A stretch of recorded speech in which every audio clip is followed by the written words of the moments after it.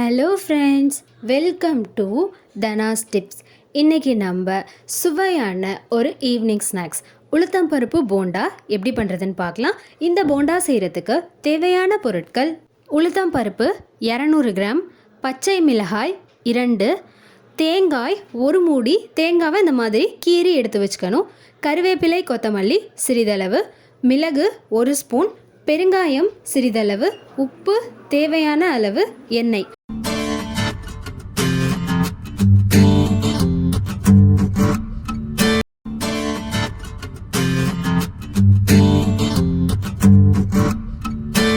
உளுத்தம்பருப்பை 3 மணி நேரம் ஊற வச்சு களைஞ்சி, உளுந்து கூட உப்பும் 1 பச்சை மிளகாயும் சேர்த்து தண்ணி எதுவும் விடாமல் கெட்டியாக அரைச்சி எடுத்துக்கலாம். அரைச்சி முடிச்சாச்சு.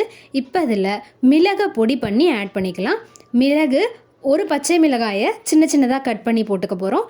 பெருங்காயத்தூள் சேர்த்துட்டு கருவேப்பிலை கொத்தமல்லியையும் சேர்த்துட்டு நல்லா கலந்து விட்டுக்கலாம். தேங்காய் கீறி வச்சுருந்தோம்னா அதையும் இதில் சேர்த்துக்கணும்.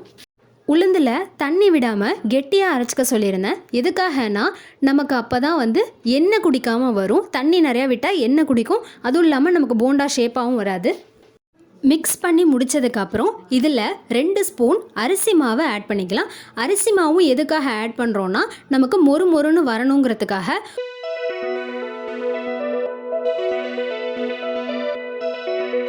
இப்போது கடாயில் பொரிக்கிறதுக்கு தேவையான அளவு எண்ணெய் விட்டுக்கலாம்.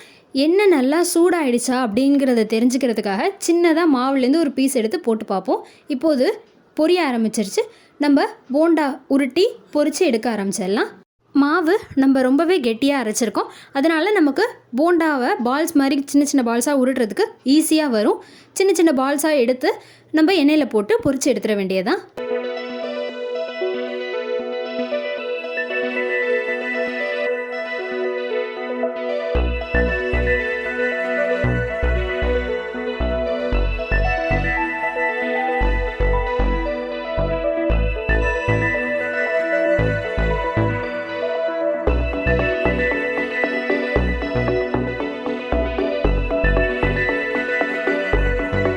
ஒன் சைடு நல்லா வெந்துருச்சு. இப்போ போண்டாவை திருப்பி விட்டுக்கலாம். அடிக்கடி இந்த மாதிரி 2 டைரக்ஷன்லேயும் மாற்றி மாற்றி திருப்பி விட்டுக்கோங்க, ரொம்பவே சீக்கிரமாக வெந்துடும்.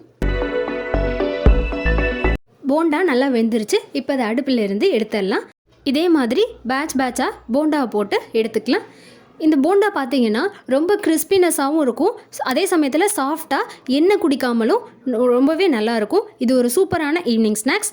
ட்ரை பண்ணுங்கள். ட்ரை பண்ணிவிட்டு எப்படி இருக்குன்னு கமெண்ட் பண்ணுங்கள். சேனலுக்கு சப்ஸ்கிரைப் பண்ணுங்கள். மறக்காமல் பக்கத்தில் இருக்கிற பெல் ஐக்கானை கிளிக் பண்ணிக்கோங்க. தேங்க்யூ.